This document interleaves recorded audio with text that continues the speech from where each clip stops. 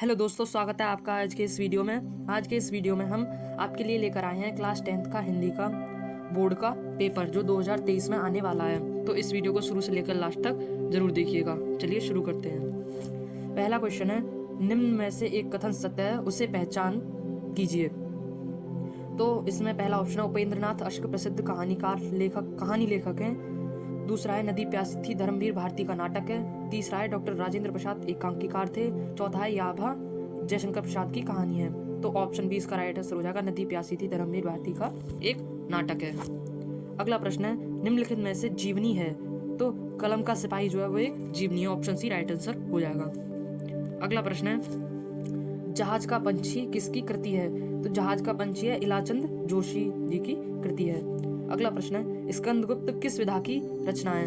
तो स्कंदगुप्त जो है वो नाटक है और जो किसका है, जयशंकर प्रसाद का है नाटक। अगला प्रश्न है, रामचंद्र शुक्ल की कहानी है।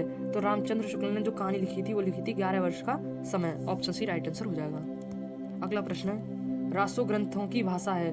तो Dingal. Option C right answer हो जाएगा। डिंगल जो है वो रासो ग्रंथों की भाषा है। मैं आपको एक बार फिर बता दूं, बोर्ड में इससे अलग कुछ भी नहीं आएगा, सब यही क्वेश्चन आने वाले हैं। तो अगला प्रश्न है, भक्ति काल की रचना है। तो भक्ति काल की जो रचना है वो है Vinay Patrika. Option B right answer हो जाएगा। अगला प्रश्न है, किस कवि को राष्ट्र कवि का सम्मान प्राप्त है। तो ऑप्शन सी राइट आंसर हो जाएगा, मैथिली शरण गुप्त को राष्ट्र कवि का सम्मान प्राप्त है। अगला प्रश्न है, बिहारी की काव्य शैली है। तो ऑप्शन ए राइट आंसर हो जाएगा, मुक्तक। मुक्तक काव्य शैली है बिहारी जी की। अगला प्रश्न है, रीति काल का दूसरा नाम है। तो रीति काल का जो दूसरा नाम है वो है श्रृंगार काल। तो ऑप्शन ए राइट आंसर हो जाएगा। आगे चलते हैं। अगला प्रश्न है, निम्नलिखित में से करुण रस का उदाहरण है। तो आपको ये चार ऑप्शन दिए, इनमें से आपको बताना है करुण रस का उदाहरण कौन सा है। तो ऑप्शन बी राइट आंसर हो जाएगा, उद्धारक चाहे तो आवे यहीं रहे यह चेरी। तो ये ऑप्शन बी राइट आंसर हो जाएगा, इसमें करुण रस है। अगला प्रश्न है, जहाँ उपमेय में उपमान की संभावना की जाए वहां अलंकार होता है। तो वहां उत्प्रेक्षा अलंकार होता है जहाँ उपमेय में उपमान की संभावना की जाए। अगला प्रश्न है, नव उज्ज्वल जलधार हार हीरक सी सोहत बिच बिच छहरत बूंद मीन मुक्तामन मोहत।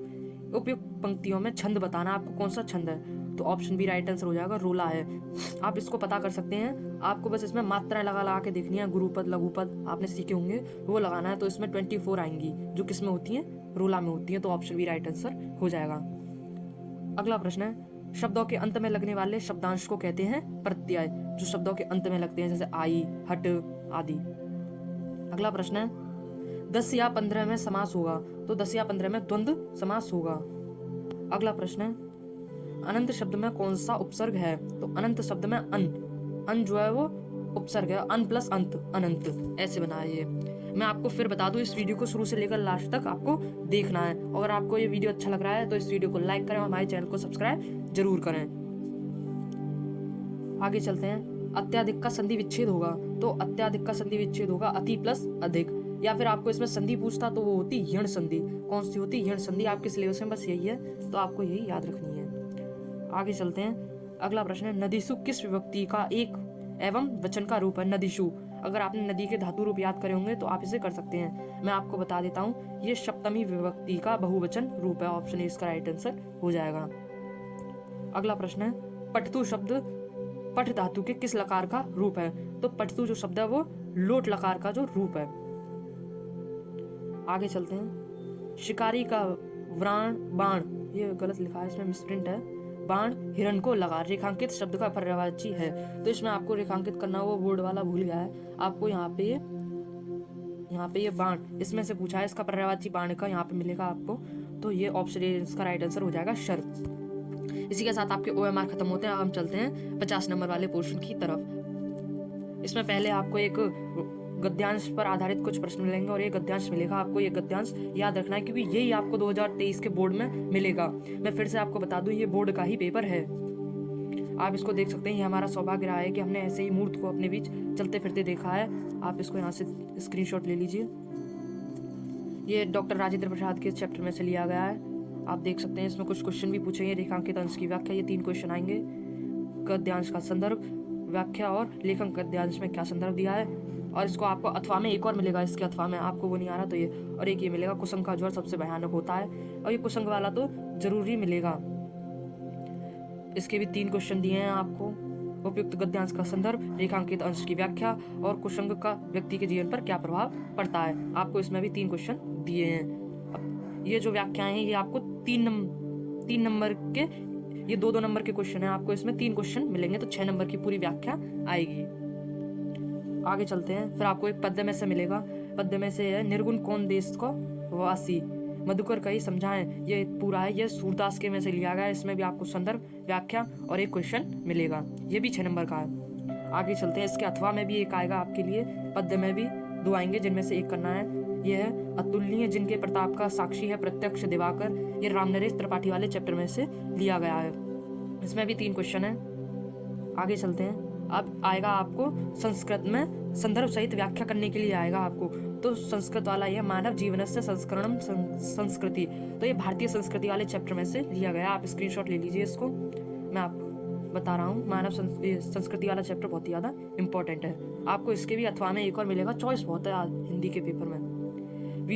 विश्वास सष्टा ईश्वरस्य, ये भी संस्कृति वाले चैप्टर का ही है। तो आपको संस्कृति वाला चैप्टर बहुत अच्छे से तैयार करना है, भारतीय संस्कृति वाला। आगे चलते हैं। 24वां प्रश्न है, दिए गए संस्कृत पद्यांश में से किसी एक का संदर्भ सहित अनुवाद कीजिए।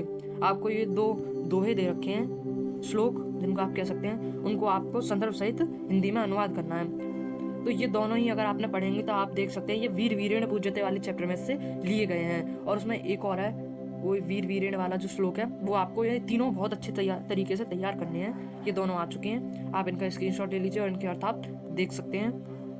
फिर आपको चरित्र चित्रण करने के लिए आएगा। आपके में तो वो कर्ण वाला है, कर्ण वाला या फिर कोई सा वो जो आपने पढ़ा हो वो आप कर सकते हैं इसमें।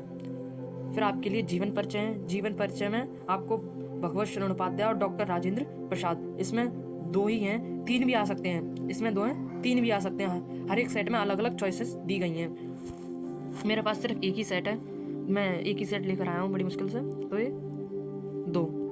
आगे चलते हैं। आगे दिए गए कवियों में से किसी एक का जीवन परिचय देते हुए उनकी 2 रचनाओं का उल्लेख कीजिए। इसमें है रामनरेश त्रिपाठी और बिहारी लाल। आपको ये तैयार कर लेने हैं। और वैसे ही मैंने आपको जीवन परिचय जो है वो बता दिए हैं इंपॉर्टेंट। आप मेरी पिछली वीडियो चेक कर सकते हैं, उसमें मैंने आपको 3 बताए हैं, गद्य और पद्य में से आप दोनों देख सकते हैं। उस वीडियो को देख लीजिएगा, उसका लिंक मैं डिस्क्रिप्शन में दे दूंगा। अगला क्वेश्चन है, अपनी पाठ्य पुस्तक में से कंठस्थ किया हुआ कोई एक श्लोक लिखिए। आपको इसमें एक श्लोक लिखना है जो इस पेपर में ना आया हो। आप श्लोक याद करके जाइए, 2-3 बंधनम मरणम अपी वाला, और संस्कृति में से आप याद कर सकते हैं आराम से। अब आपको इसमें से 2 संस्कृत के प्रश्नों के उत्तर देने हैं। श्वेकेतु का सर्वेषु धनम किम अस्ति, ग्रहे सदा मित्रम किम अस्ति, ग्रामीणम का उपहासत। ये 4 क्वेश्चन है, इनमें से आपको 2 के आंसर देने हैं। और फिर आखिरी में आपको निबंध लिखने के लिए आएगा। किसी एक विषय पर 4 ऑप्शन दिए होंगे, उनमें से आपको किसी एक पर निबंध लिखना है। तो इसमें पहला है राष्ट्रीय एकता का महत्व, दूसरा है पर्यावरण प्रदूषण, विद्यार्थी जीवन और विज्ञान अभिशाप या वरदान। बस आज की वीडियो में इतना ही था। अगर आपको ये वीडियो अच्छी लगी हो तो इस वीडियो को लाइक करें, हमारे चैनल को सब्सक्राइब जरूर करें और ऐसे ही और पेपर्स को देखने के लिए हमारे चैनल के साथ जुड़े रहें। धन्यवाद।